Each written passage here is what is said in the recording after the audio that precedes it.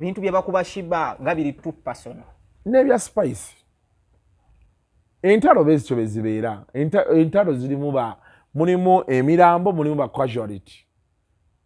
kati byonna bibeera bijja vaayo namulabye musima ayagala bakazi banne sima yabiki ebyo na bino bam tetulaba omuntu ng'asibye omuntu tebajja kwesiba kuba ebyo ebintu byonna ebyogerwa birina gye biva ngolooza nti bimala gajja obadde okeba spice bamugaa nti yatta omuntu golooza nti teyamutta naye omuntu teyafiirayo wali kumpi newuwe spice ye ayagala nnyo obusungu bwe buvaawo nti ayagala nnyo n'asukka ne batamuddiza kiri kye mbadde nkunyonnyola nti spice alabika kuba yayagala nnyo Sheebah ye n'alabanga ekyabba okukwatagana kyamaanyi nnyo ate Sheebah n'atakireciprocatinga kati avola ye akola ebyo kati then the last night in the coffin yali Rita Dansolo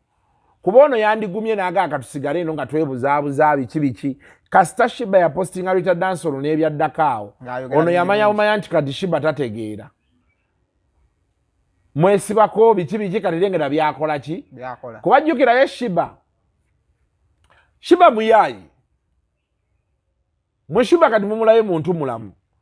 Sheebah bwe yafuna ssente n'abaako ebintu bye yeesonyiwa n'akyawa abantu yes because Sheebah was in the gutters yalaba ebintu ebiridda tebingi asobola okuba nga yakoowa ffe twabeeranga ne Sheebah wali ku T1 obuuzanga Apollo nga waliwo gundi night bagiyita red night yalinga nga fashion show biki nga yaleeta abawala abagenda okukola awo biki Sheebah abadde mu haso nga tuyimirira wabweru ku T1 eyo kati yali eyafuuka Exo ne tuyimirirawo ne Apollo yayinanga yali musajja munene baati be baali abapinako security abamukuba ng'avuga ki hayas bino bitaxi bebityo ne tubeerawo saa 9 ogw'ekiro nga lwe bamusasula Sheebah bamusasula yes ng'akyali awo yes please nze Sheebah mmanyi nange mmumanyi bulungi nnyo simumanyi kuva eri gye yabonaabonereyo wakawempewa naye wano we namusangira akubye zi automatic music tatambula kati ye Sheebah amanyi nti be mma nfunye omukisa ogusamba akajji nina ebintu bye sitagenda kuwa budde I would rather I sit at home kuba ye amanyi bizinesi y'abayimbi n'ebyakola era ye kati oyinza okumusanga nga saawa eno ekya bifu akyagala naye kimunyigiriza nnyo kuba amanyi kigenda musika nga kimuzza emabega miles abamu kyebavaga nti atya beef kuba olwa Cindy yalutya and because yamanyi Sheebah amanyi Sheebah kati tunula booti Sheebah is not the best singer tali waliyo musicians waliyo singers waliyo entertainers waliyo performers she's not the best singer but she's one of the best performers if not the best amaanyi gaagamanyi we gali n'obunafu bwe ebintu ebyo kasita obitegeera mu bulamu ebintu ebisinga oba obimaze kati yamanyi wano we bali potential yagimanyi n'obunafu bwabumanyi and I will tell you it may not be in her interest to fight with that woman kyaivola baye ajja kukozesa ameya Sheebaholics bamunwana Sheebaholic kyebakola eyo page kyekola kyonna ekijja direct ku Sheebah. That one I'll tell you authoritatively. Yabawa information nagateekayo kino. From what I've seen. Writing engeri gye bawandiikamu biki meeting zirina okuba nga zituula. Okera n'agamba saagala kwesiba ku nsowera. Yabaalagidde. Kati ebyo sirina nokuba si yabipostinze. Waliwo yabipostingidde ku abo abaana be. Yamanyi geemu ye bw'agizannya. But confrontation may not be on the cards for her. Who was the first beneficiary y'okukwatagana kw'abaana ababiri? Bw'oba olaba. Sheebah Spice yasinga. Kubanga Spice for some time yabeerawo ng'ayina ekimugoba naye nga tamanyi waki kimugoba.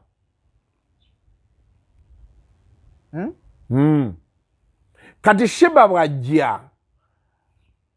ekimugoba n'ekimunyigiriza face neerabika. You know when you have competition with someone, you always want to pick their mind. Yes. Yensonga lwaki emirundi egisinga waliwo entalo ezijja ku social media nolaba olinga asirise because tayagala to give away his mind ayagala akuzanye psychology obeerawo ng'ogamba naye omusajja alowooza ki era entalo z'abayimbi nga bozanze n'entalo ze nabeerangamu waliwo bakyali ababeera bakkubira Kasuku ogamba ki kati sitole kiremaanyi omusajja ayogedde bati bakusika eriyo osabumiitige bategeere olowooza ki olutalo oli lwedde oddulwana ogenda mu maaso nalwo obe okirese kuba gwe omanyi kyetegeeza olumba omuntu nga takuddamu kati kabiifu kaabwe kabeerayo nga kali silent naye ng'emabega Spice amanyi nti waliyo Sheebah simanyi oba she's going to strike oba she's going to hug me Sheebah najja mu maaso it played into the hands of Spice Diana on the day she releases her EP she made peace with Sheebah but now she had a face to whatever her fears were iteza kati buli ekigenda mu maaso wa Sheebah akimanyi kati amanyi bulungi face on era buli ekigenda mu maaso akimanyi ayinza n'okuba nga amanyi Sheebah kyalidde industry erimu enkwa luno olutalo terusobola kubaawo nga teri bajja bigambo wa Spice bitwala wa Sheebah genda wa Spice era Sheebah n'omusanga ekiro n'omubuuza nti kati olowooza Spice yeebase tofaayo kankube essimu mu dakiika emu bagamba yeebase so kati wali beneficiary yali Spice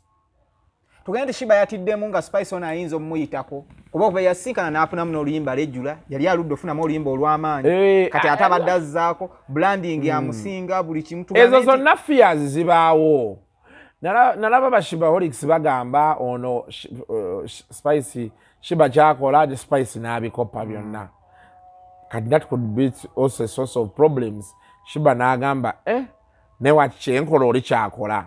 is she trying to fit in my shoes kyekiri kye nakozizaako ekya competition ego we bijjiramu awo byonna byebyo ebyo bintu bibadde nnyo mu bayimbi kati n'omala osiba enviiri nti kaŋŋambe Kasuku yaliko fene waffe you know when you're better mentally and you know everything kati fe obeera tofaayo nze edda waliwo omwana eyajja ng'akolanga bwenkola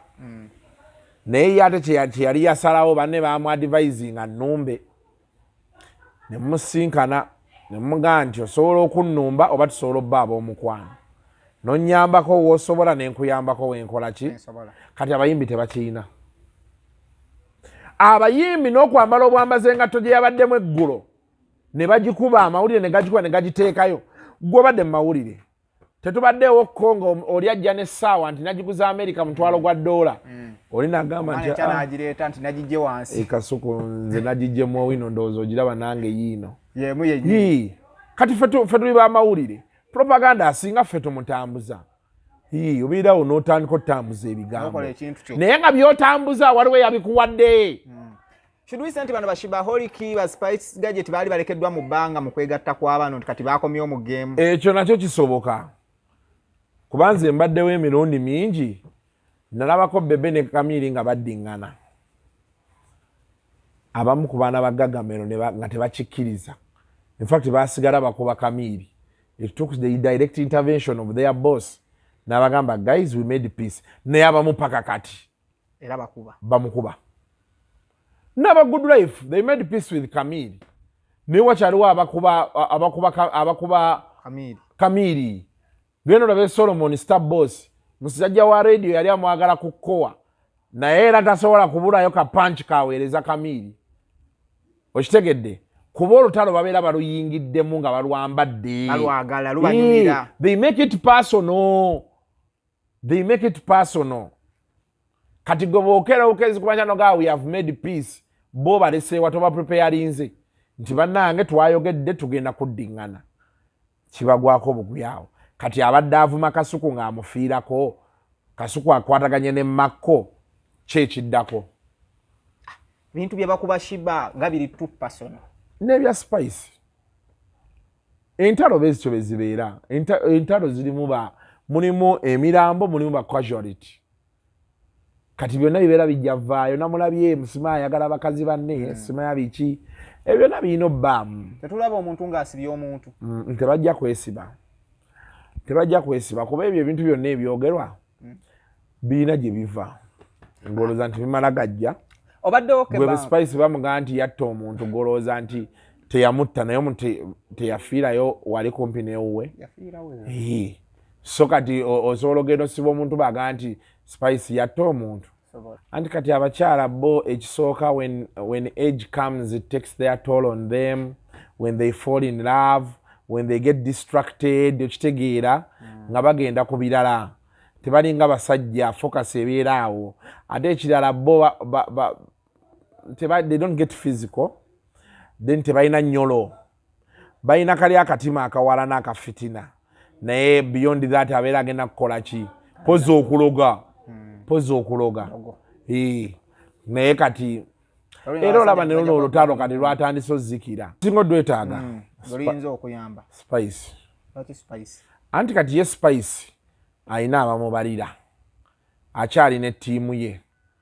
kati ye asinga kwagala ssente era kati balina okuba nga timing yakyuse dda olaba we yakulubidde oluyimba olwo alina okuba nga bamubalidde nti kati olina fulumya music booking nezeeyongera baluyisizaamu eggaali baleeta bisaana kudda kulejjula anti kati yes kituufu ekyo naye olutalo bagamba the end justifies the means. How you fight a war can only be assessed after the end of the war. Netulyoka tutandika okugamba kale senga mwakola bemuti naye kati ssaawa eno balwana lutalo kati ennyimba zonna ez'olutalo genda odulira ennyimba za Bebe Cool ne Bobby Wine ez'olutalo they were never the best songs. Yes, Bebe Cool's best music yajja wano nga ayawukanye ne mukyala we yakuba ennyimba very sweet songs bamugambe kabiri nage agenze very nice songs then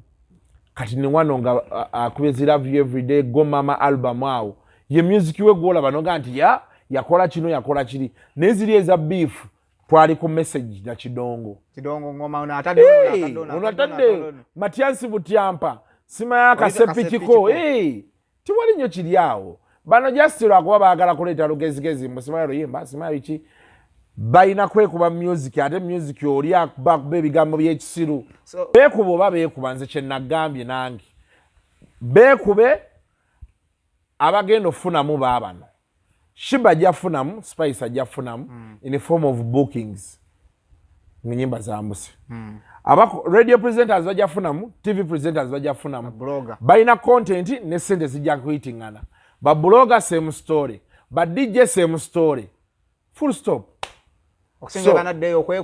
banaddeyo ne badda mu yaki beekube baveyo direct bereetere